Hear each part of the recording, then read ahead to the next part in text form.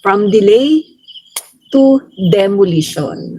From delay to demolition. Una, dinelay, pagkatapos demolish, pagkatapos, ayan mga kaibigan, no? In-archive nila ang impeachment. Okay, so atin lang pong lilinawin kasi medyo tutuwa ang mga DDS. No? Medyo natutuwa ang mga DDS sa nangyari. Pero lilinawin lang natin mga kababayan kung ano ang nangyari. Ito pong impeachment case ni Sara Duterte ay hindi pa po tapos. No? The Senate did not clear Sara's name. Same with the Supreme Court. Hindi po pinawalang sala ng Korte Suprema si Sara Duterte. Hindi po nila sinabing walang kasalanan si Sara Duterte. Inatake lang po nila yung technicalities. At ang sabi po nila ay unconstitutional kasi may nalabag daw, no? Doon sa mga sinasite nila. Although, alam naman natin na mali naman, di ba? Mali naman yun. Dahil sa ang mga pinagbasihan ay fake news, no? So, eto mga kaibigan, itong didesisyon ng Korte Suprema, hindi po nila nilinis ang pangalan ni Sara. At the same time, ang Senate ay hindi po nila nilinis ang pangalan ni Sara. Ang ginawa lang po nila ay kanila pong pinatay yung case. Pinatay ng mga senador ang case. Hindi po malinis si Sara. Sabi ko nga sa inyo, nananatili sa utak, sa isipan ng mga Pilipino na ang vice-presidente ay isang magnanakaw. Yun po ang na-instill at patuloy na mai-instill sa utak ng mga Pilipino na si Sara ay isang magnanakaw. Dahil hindi naman niya nalinis ang pangalan niya eh. Hindi naman niya nalinis ang pangalan niya, mga kaibigan. No? So yan po ang nangyayari, hindi po malilinis ang kanyang pangalan hanggat walang trial. Napakaraming lumabas ng mga ebidensya, napakaraming nasabi ng mga witnesses. Ang taong bayan ay naghahangad ng kasagutan, naghihintay ng kasagutan. Hanggat walang kasagutan, mga kaibigan, mananatili na si Vice President Sara Duterte ay isang magnanakaw sa paningin ng mga Pilipino dahil hindi po nalinis ang kanyang pangalan. Papakita po natin dito ang isang video, mga kaibigan, no? Na itong video na ito ay isa sa mga naging ebidensya, testimonial evidence, itong video na ito. At mga kaibigan, isa lang ito sa mga testimonial evidence na sabi nga natin, ang dami nang nasabi, ang dami ng mga lumabas na mga ebidensya. So kung ito ay hindi mabibigyan ng kung walang trial na mangyayari, mga kaibigan, ibig sabihin nito ay mananatili talaga sa utak ng mga Pilipino na si Sara Duterte ay isang magnanakaw. Magnanakaw. At hindi maaring, kumbaga mga kaibigan, hindi maaring pigilan ang mga Pilipino sa pag-iisip dahil ito talaga yun, no?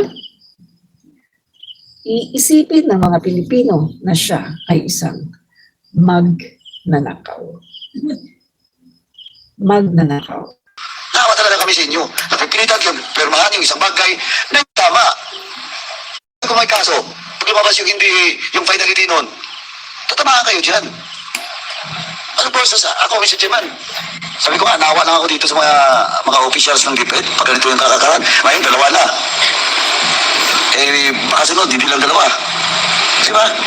Kaya, Mr. Chairman, at least, mami na si ma'am, tama na ako. Okay na ako, Chairman. Thank you. What made you decide to disclose the information to the committee that you received 9 envelopes? I was just being honest because the Honorable Chair has asked me. But what were you thinking when this question was raised? Were you thinking that it will incriminate you into an offense or crime, or were you thinking that it is just okay to disclose because you honestly believe that the same came from the personal money of the Vice President? As I mentioned earlier, I was made to understand that the money came personally from the secretary. Ano po bang diferensya o pagkakaiba, Ms. Catalan? Kung yun po bang pera ay galing sa confidential fund at kung yung pera ay galing sa personal na pera ng Vice President, may diferensya po ba yun? Yes, ma'am. Kasi nga kaya ako siya tinanong nung una, is this part of the confidential fund? And I was made to understand na no. From your personal standpoint, ma'am, kung yun po ba ay galing sa confidential fund, what therefore is the issue? I could have said, I could have refused to ask. Why, ma'am? Bakit mo i-refuse kung galing siya sa confidential fund? Kasi po, may nababalitaan na kasi ako na pag confidential medyo may problema. So, And yet you conform to sign the liquidation. In spite of the knowledge that there are issues surrounding already confidential fund. Tama po ba? I signed the liquidation voucher or liquidation report because it should be part of the liquidation documents. Yes, I that is understand. But submitted. that is a confidential fund. Liquidation of confidential fund. Tama po ba? Yes, Your Honor.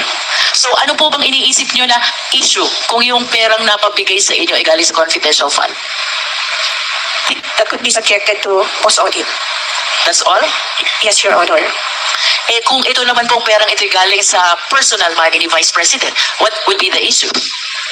Sir, Your Honor, wala po kasi personal money naman po na yun. That's what you believe. Yes, Your Honor. How long have you been in the government? I've been in the government for 36 years. 36 years. Yes, Your Honor. If that money is part of the confidential fund, then you will be implicated for a possible case of malversation. But if that money is part of the personal money of the Vice President, please stand that the mere act of receiving money, you being in the government, already constitute a violation of the law. And this is provided under Anti-Graft Corrupt Practices Act, Republic Act 3019, paragraph 3B, receiving of gifts. The same is true with respect to Republic Act number 6713, Code of Conduct and Ethical Standards, Section 7, Receiving of Gifts. And ultimately, PD 46, prohibiting the giving and receiving of gifts to public officials and employees. I hope you understand that, ma'am. Thank you, Your Honor. Thank you, Mr. Chair. Malinaw ah. Ano sabi? Anong sabi, mga kaibigan? Giving and receiving of gifts is prohibited. Prohibited.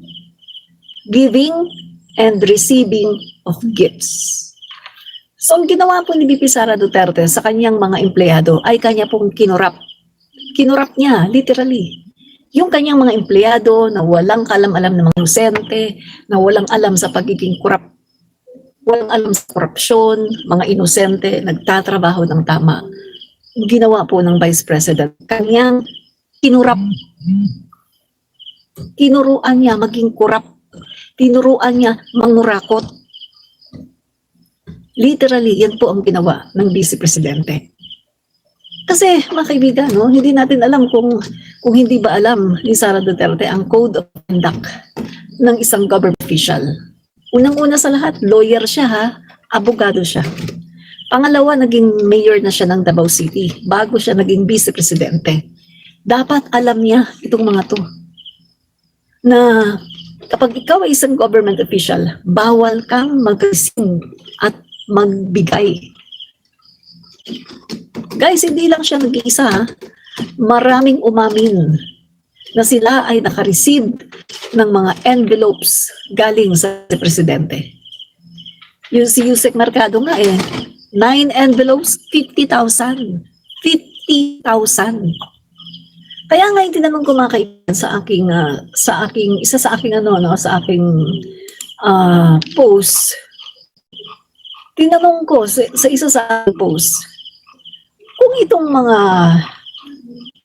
empleyado na ito ni VP Sara Duterte ay nakakatanggap ng mga envelopes na naglalaman ng mga pera.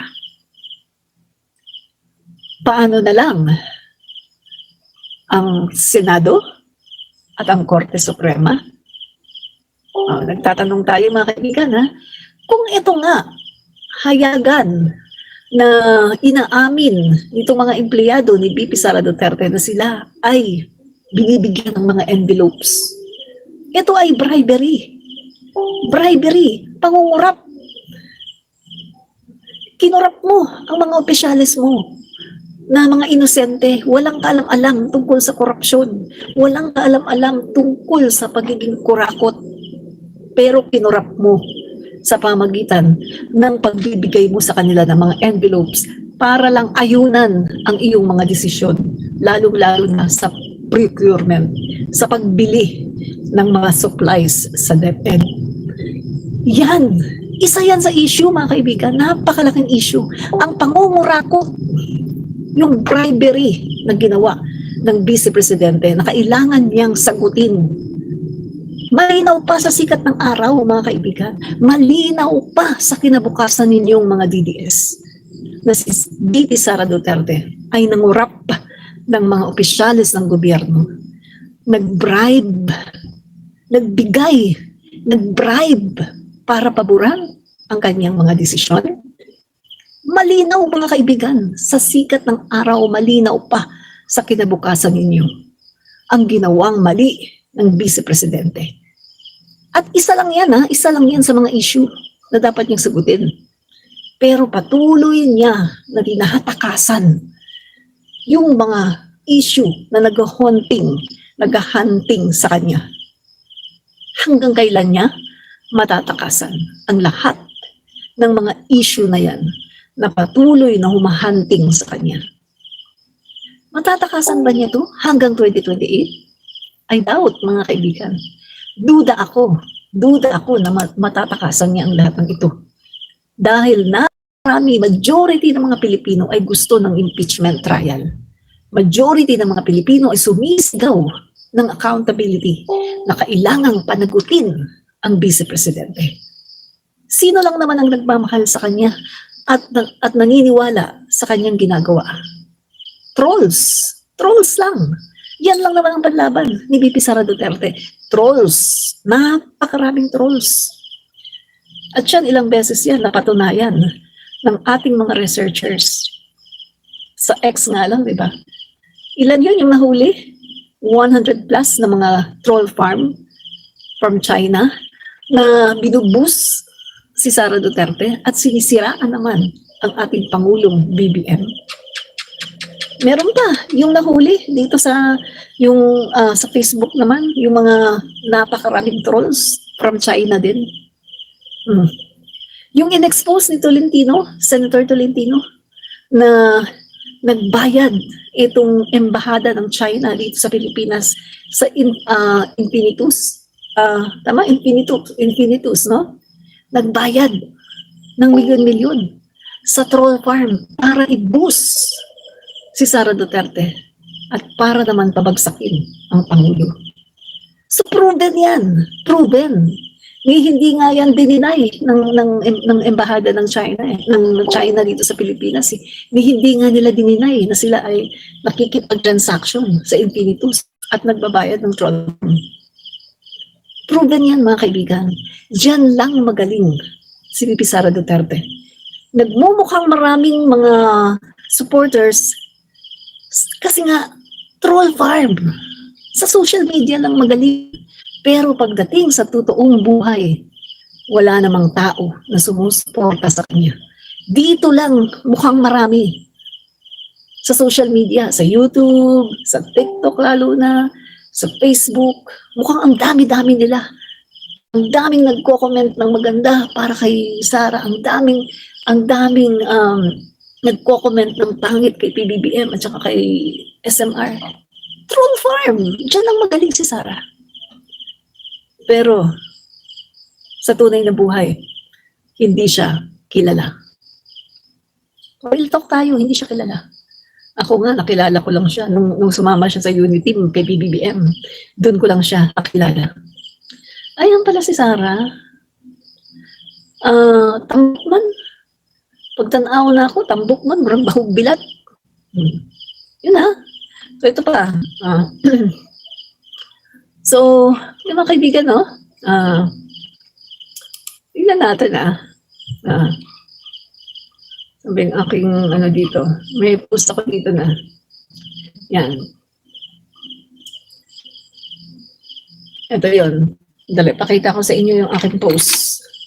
Medyo kalakaran. Okay. Pakita ko sa inyo Okay. Kagabi ko yata ito pinost eh. No, kagabi. Okay. So, ang nilagay ko dito, okay. Eto. Yan nyo to. Si Lustay, no? Makita nyo si Lustay. Tapos, andito, may mga nakaluhod sa kanya. Mga alam niya kung sino yan. Alam niyo na kung sino yan, no? Yung ating Senado. Tapos, yung Korte Suprema. So, sa post ko dito, sabi ko, does justice only exist for those who can afford it? Are the cries of the people meaningless? Drawn out by the deafening silence of a system protecting its queen of confidential funds? Is this what justice has become? A hollow echo in the halls of power?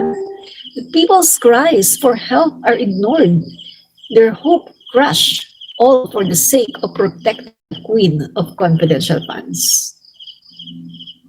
Diba? Kung yung mga ito katanungan natin ayon doon sa nakita natin sa pinanood ko sa inyo na video, kung yung mga empleyado niya ay gawa niyang i-bribe, paano na lang ang Senado at ang Korte Suprema? Paano na lang? So ito, tingnan natin mga kaibigan yung pagmamadali nitong mga senador, no? Ito mga kaibigan, yung ginawang kababuyan ng Senado ay pagpapawalang sala nila. Hindi po, ang ginawang kababuyan ng Senado ay hindi pagpapawalang sala, no, kay Sara Duterte. Hindi rin ito vindication. Ito ay pagtatakip. Isang sabuatan. Senate did not just archive a case. They protected a bratty vice president.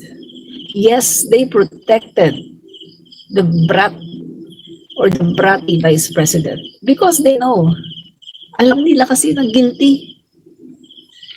Guys, ito sasabihin ko sa inyo takot ang mga senador na matuloy ang impeachment dahil alam nila na guilty si Sara. Takot sila na mahayag, no, ang pagiging guilty ni Sara. Lalong-lalo na mga kaibigan, kung may involved ditong pera, kung sila ay kasama din na namutikaan ng mga confidential funds ni BP Sara. Malamang talaga mga kaibigan, ipagtatanggol nila to. Dahil kapag ito hinayaan nila na ma-impeach, baka mamaya maungkat na lahat mga kaibigan, kasama pala yung mga pangalan nila na tumatanggap ng confidential funds. Baka nga naman maungkat na kasama pala yung mga pangalan nila na sila ay tumatanggap ng pera dito sa mga Duterte. Make sense? Kaya kailangan talaga nilang ipagtanggol yan mga kaibigan. Kailangan nilang ipagtanggol. Dahil kung hindi nila ipagtatanggol yan, damay-damay na. Lahat na sila mabubuko. Make sense? Yun po mga kaibigan, no? Damay na sila. Lahat sila ay mabubuko. Kaya kailangan nilang ipagtanggol ang queen nang sa ganon ay walang mangyari. Hindi mauungkat yung mga tinatagong baho. At hindi rin sila madadamay doon sa mga katiwalian. Guys, maaaring palagi silang inaambunan. Baka hindi nga lang ambon ang ginawa sa kanila. Baka, ito sa'yo to. Kasi tingnan nyo akong nagawa nga ni Sara Duterte na bigyan ng mga envelope na naglalamang pera ang kanyang mga empleyado. How much more ang mga senador na to na may mga matataas na katungkulan na maaari niyang mapakinabangan anytime na mga ngailangan siya ng tulong. How more yung Supreme Court na anytime kapag nangangailangan siya ng tulong ay mapapakinabangan niya. Remember? Larry Gadon, Secretary Larry Gadon, ang bilis ng disbarment. Sara Duterte, nakailang disbarment na, 3, 4, hanggang ngayon, wala pang desisyon. Kung titingnan natin, mas malala ang ginawa ni Sara Duterte. Si Larry Gadon, nagmura lang siya, minura lang niya yung isang journalist at binastos niya, yun lang. Disbar agad. Pero si VP Sara Duterte, nanapak ng sheriff, mga kaibigan, malaking ano yan ha, abogado ka, gumagamit ka ng dahas, dapat di ba, ang ginagamit mo legal, hindi yung dahas. Abogado ka eh. Mga kaibigan, doon pa lang dapat ura-urada, disbar na kaagad siya eh. Pero hanggang ngayon, hindi pa siya din-disbar. Tapos, doon naman sa kanyang mga ginawang pag-threat sa Pangulo, pinadisbar siya ni Matibag. Tapos, pinadisbar din siya ni Larry Gadon. 3, 4 na disbarment case. Until now, wala pa rin. Hindi pa rin didesisyonan. Hindi pa siya nadidisbar. Kaya ang mga tao, hindi maaalis sa isipan ng mga tao na may nangyari ditong lagayan. Hindi maalis sa mga tao na mag-isip na may nangyaring lagayan dito. Diba?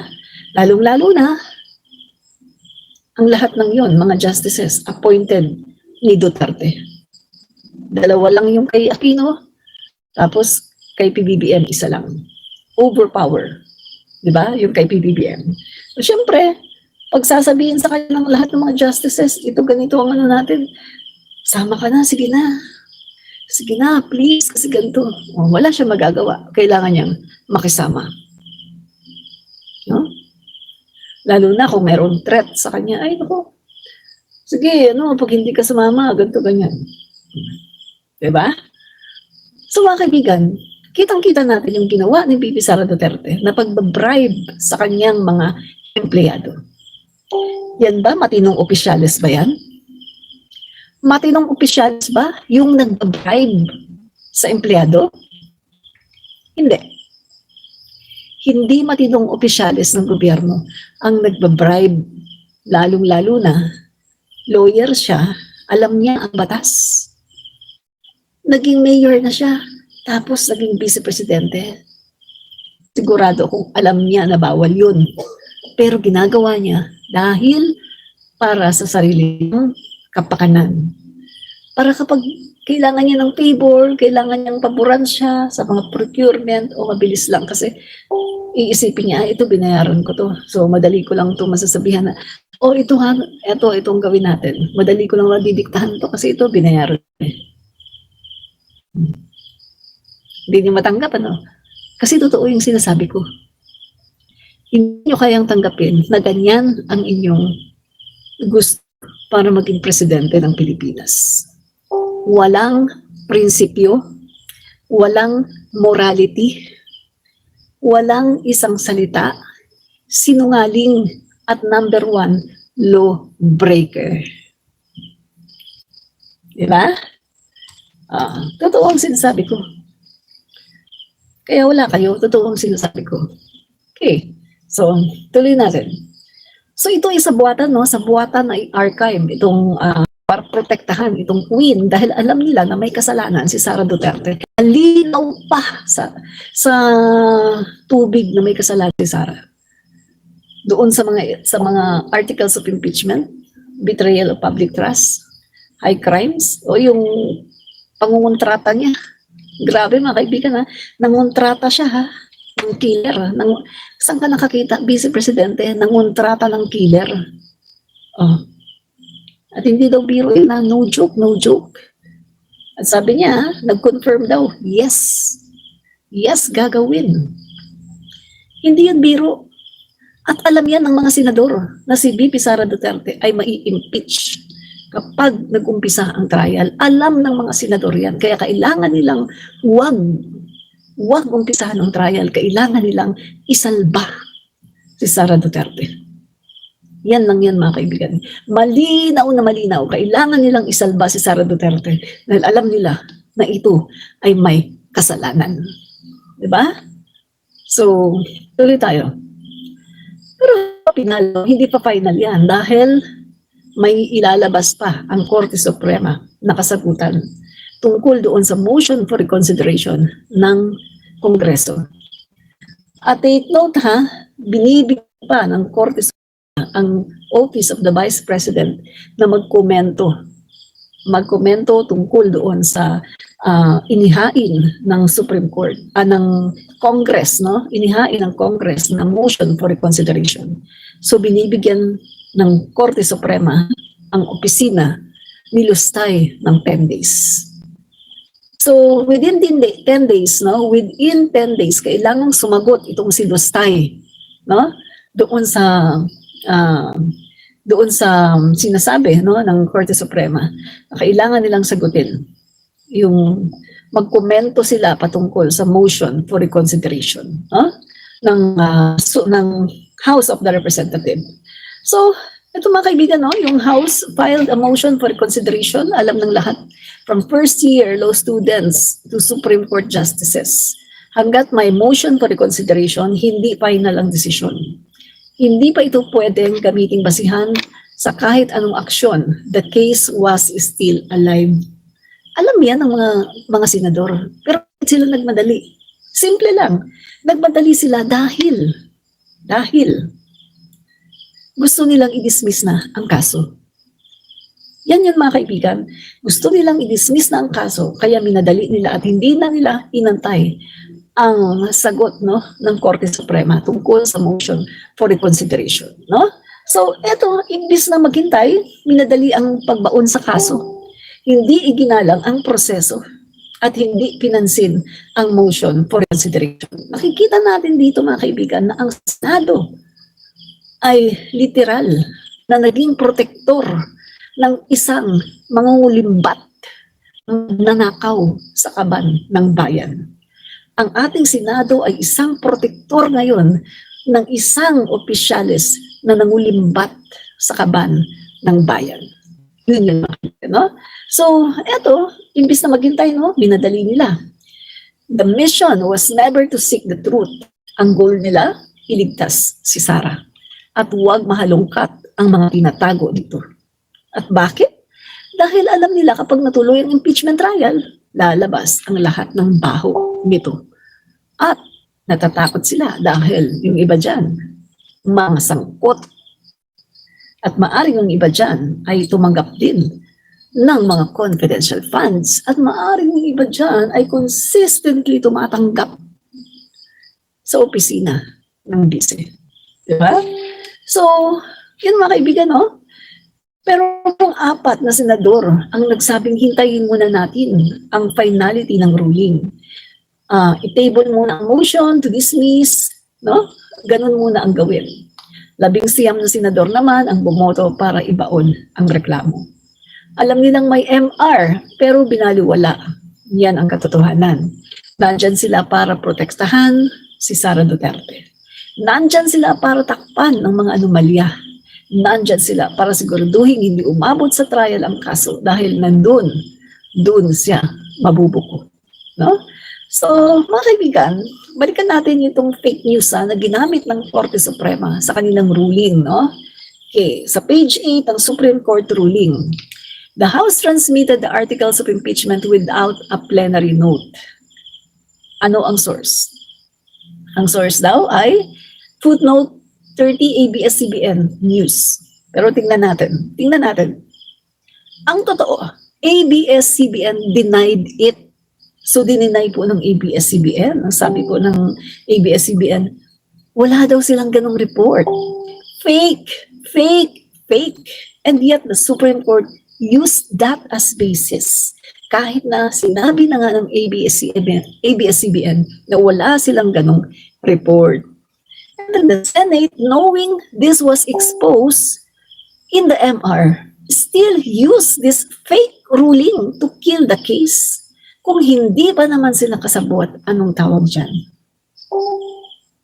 Diba? So nasa record na may plenary vote, pero binura ng Supreme Court at Senado. Ito pa, Congressional Record, Volume 3, Number 6, pages 1 and 2, documented, transcribed, and recorded. Diba? Opisyal na may boto. Opisyal na legal ang proseso. Dinala sa plenary, napanood ko pa nga yun eh. Dinala sa plenary, nagbotohan eh, di ba? Pero mas pinili ng Korte Suprema at ng Senado ang fake news. Yun ang ginamit nila, yung fake news, para sa kanilang pagpapasya. My God! Ano na nangyari sa Korte Suprema natin na ang basis nila ngayon ay fake news? Yung mismong ABS-CBN na nga ang nagsabi na wala kaming sinabing ganyan. Hindi namin yan sinabi. Wala kaming ganyang sinabi. Kinorek na nga, take note ha, kinorek na nga ng ABS-CBN. Ayaw pa rin nilang paniwalaan. Kasi nga, ang gusto nilang mangyari ay i-dismiss ang impeachment ni Sara Duterte. Yun lang yun, walang iba, no? So, ito pa, alam nilang may boto pero sinadya nilang burahin para masabing invalid. Bakit? Muli, kasi gusto nilang iligtas si Sara Duterte. No? So, lawyers, justices, legal groups, lahat nang nagsabi, mali ang ginawa ng Korte Suprema at ng Senado. Pero pinipilit nila na i-justify ang kanilang ginawa through fake na data na ipinama ng ABS-CBN, sinabi na nga ng ABS-CBN na wala kaming sinabi ganyan. Mali yan, fake news yan. Pero pinanindigan ng Korte Suprema na yun daw ang nangyari. Make sense? Kita niyo mga kaibigan? Talagang andun talaga yung pagtatanggol eh. Pinagtatanggol talaga nila si VP Sara, no? Marami nga nagsabi, baka ito na yung bayad nila. Baka nung pagpunta ni VP Sara sa Supreme Court, inaningil siya. Baka sinabi niya, baka naman, kayo mga judges ha, appointed kayo ng tatay ko. O kayo lahat dito, appointed kayo ng tatay ko ha. O, gawin niyo to. Kailangan i-deklara niyo ang constitutional, yung aking impeachment. Kaya mga kaibigan, yan po ang naiisip ng tao. No? Yan po ang naiisip ng taong bayan na bayad utang na loob sa ginawa ni Duterte sa kanila na sila ay inilagay dyan sa Korte Suprema. Guys, mahirap nga naman hindi basta-basta na maging judge ka sa Supreme Court. Hindi basta-basta yan. It's an honor na maging judge ka ng Supreme Court. Hindi basta-basta yan. Kaya maari, no? Tinatanaw nila na utang na loob ito doon sa nag-appoint sa kanila. Yan po ang naisip ngayon ng taong bayan, mga kaibigan.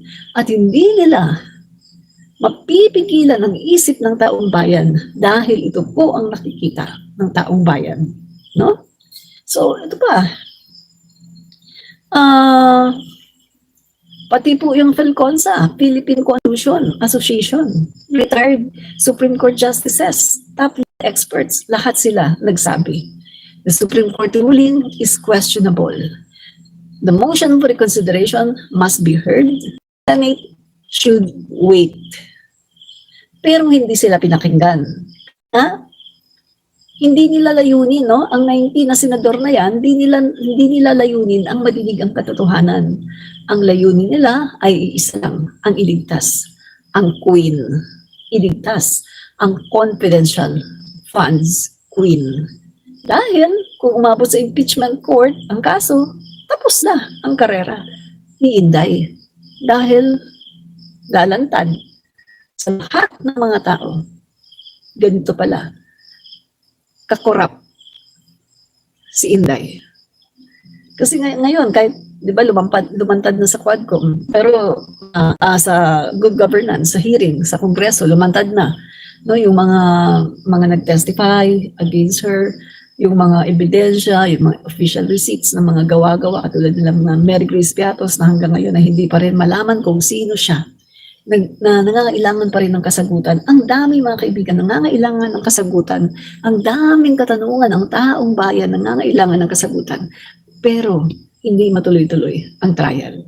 sa ngayon, no? So, eto, mga kaibigan, the Senate should wait. Dapat hinintay ng Senate. Pero hindi sila pinakinggan, no? Hindi sila nakinig itong Senado. Kasi nga, mga kaibigan, iisa ang layunin nila ang isalba ang Queen. Sa huli, isa lang ang maari pa rin nating panghawakan. Hindi pinawalang sala si Sara, no?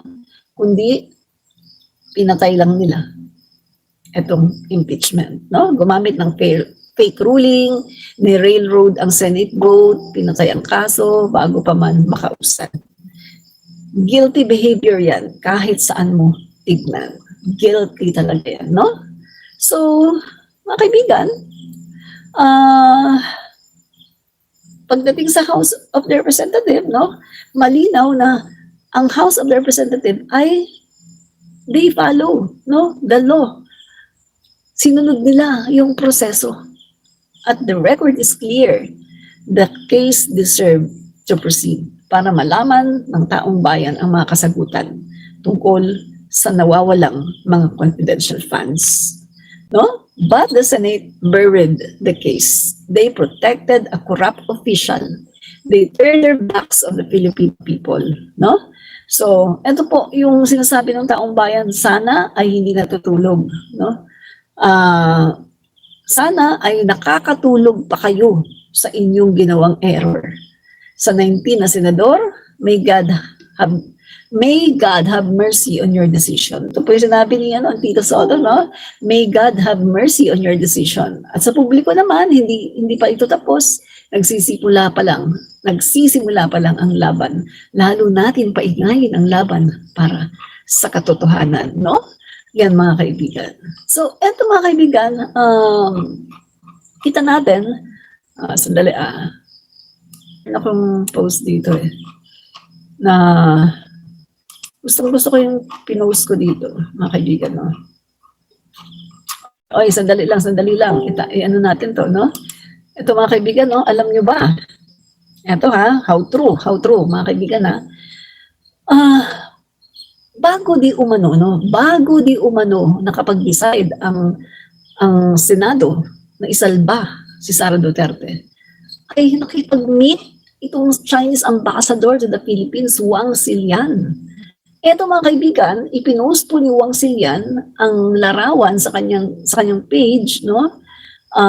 Nakalagay po dito, no? Ibinahagi ni Chinese ambassador to the Philippines, Wang Xilian, ang larawan mula sa pagkikita nila ni Senate President Jesus Escudero nitong Miyerkules 6. Hindi dinitali ni Wang ang mga napag-usapan nila. Honored to call on Senate President Jesus Escudero and exchange views on a range of topics of mutual interest, saad ni Wang sa isang social media post. Also, he pleased to meet with several senators. Dagdag pa niya. So mga kaibigan, nakipag-meet itong si Wang Xilian kay Jesus Escudero at saka sa mga senador. So eto, pag gumagana ang iyong utak, Wang Xilian, China. Sara Duterte, China. Kandidato ng China, Manchurian candidate. Maraming nagsasabi, Manchurian candidate, Davao City, nung siya ay mayor, naging sister city ng China, and then nagmamandarin, and then puro pagtatanggol sa China, no comment sa issue ng West Philippine Sea, maka-China, pati tatay, etc. etc. So, kung ating i-connecta itong pagpunta ni Wang Xilian, no, at pakikipagkita niya sa Senate President at sa mga senador, parang makakapag-isip tayo sa ating isipan na, ano yan, nag-usap ba para isalba ang kanilang kandidato sa 2028? Nag-usap ba itong ambassador ng China, itong si Jesus Escudero at ng mga senador para isalba ang kanilang kandidato sa 2028? Ang kandidato ng China na si Sara Lustay? Remember mga kaibigan, sa ngayon, sa panahon ni PBBM, hindi sila makaporma sa West Philippine Sea. Nilalabanan sila ng Pangulo natin, hindi sila makaporma sa Pilipinas. Remember, gustong-gusto na nilang tayuan ng kanilang mga military bases, yung West Philippine Sea, pero hindi nila magawa dahil ang Pangulo natin ay nagre-resist at ipinagtatanggol ang ating kasarinlan, ang ating soberenya. At kita mo naman magpo-purchase pa ng maraming mga BrahMos missile sa India at sa iba-ibang mga bansa para in preparation sa future invasion ng China or ng ibang bansa. Kita mo mga kaibigan. At hindi yan gusto ng China. Kaya nga, maaring ang pagpunta nila at ang pakikipagkita nila kay Senate President S.P. Escudero at sa mga senador na to, maaari na ito ay patungkol sa kanilang kandidato na si Sara Duterte. Kasi kapag na-impeach nga naman si Sara Duterte, hindi na siya makakatakbo pa sa 2028 at wala nang pag-asa ang China para makubkob nila muli ang West Philippine Sea. Take note mga kaibigan, malaki ang interest ng China dito sa impeachment ni Sara Duterte dahil si Sara Duterte lang ang kanilang pag-asa. Pag-asa ng China, Sara Duterte. Yan lang yun mga kaibigan. Pag-asa ng China, Sara Duterte. Kasi kapag si Sara Duterte ang naging pangulo sa 2028, happy na naman ang China. Sa kanila na ang West Philippine Sea, lahat ng mga ginawa ni PBBM, wala, mabubura na yan. Sa China na ang West Philippine Sea, paubayan, ibigay na yun sa China lahat. At tuloy na naman ang pogo, tuloy na naman ang pagpasok dito ng mga illegal na mga gawain, mga pogo at kung ano-ano pa. Kaya kailangan proteksyonan ng Chinese Embassy ang Queen, kasi ang Queen na yan, yan ang kanilang kandidato. The candidate of China, Sara Duterte. Yan po ang kandidato ng China. Kaya gusto ng mga kaibigan, no? Eto, sabihin ko sa inyo, yung mga hardware dito, na ang may check, ayaw nila kay PBBM. Ayaw nila kay PBBM, mga hardware dito na in-check ang may-ari. Bakit ayaw nila? Kasi daw, kanila daw yung West Philippine Sea na sinasabi. Hindi naman daw yung West Philippine Sea. Si PBBM daw, inaangkin daw ni PBBM yung dagat daw nila. Kaya yung mga hardware dito, kaibigan na Chinese, ang mga ayaw nila kay PBBM. Kasi ang nasa utak nila, inaangkin daw ni PBBM yung sa China. Ang gusto nila si Sara.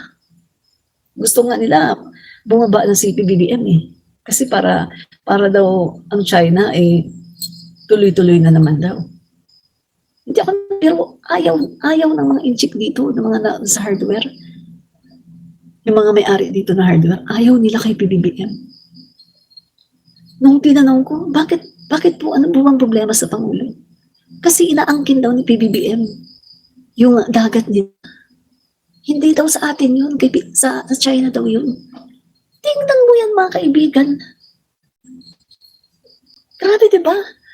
Ang sabi pa ng isang may-ari ng hardware dito.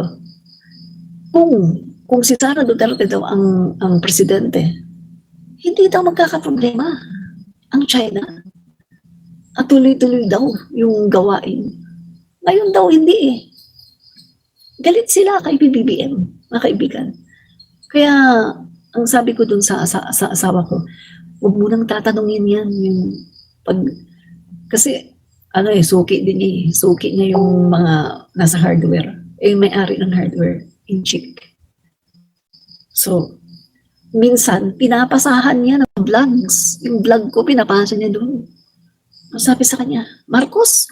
No, Marcos. No, we don't like Marcos. Tapos nung tinanong, kasi daw, inaangkin daw ni Marcos yung dagat. Hindi naman daw sa Pilipinas yun, sa kanila daw. Tingnan mo yan. Si Sara gusto nila. Kasi kapag si Sara nga naman, tuloy-tuloy. Ano sabi ni Digong, ibigay nyo na yan. Madami tayong dagat, ibigay nyo yan. Yun po ang gusto ng China. Kaya eto natatanong po ng taong bayan Eto Okay, totoo ba to? Bago daw nagsesyon ang Senate na archive ang impeachment ni Sara ay nagkita ito at nag-usap. No? Pinag-usapan ba nila ang kandidato ng China sa 2028? Dapat nga naman pag-usapan para isalba ang kandidato ng China para nga naman tuloy pa rin ang kanilang pagkamkam sa West Philippine Sea kapag pinalad na manalo ang kanilang kandidato. So, totoo ba yan?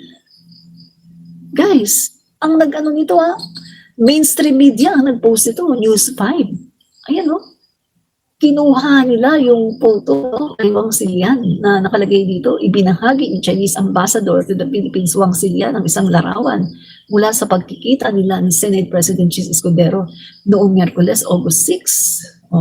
Tapos sabi niya, also please to meet several senators, dagdag pa niya. So, mga senador nakipag-meet sa kanya.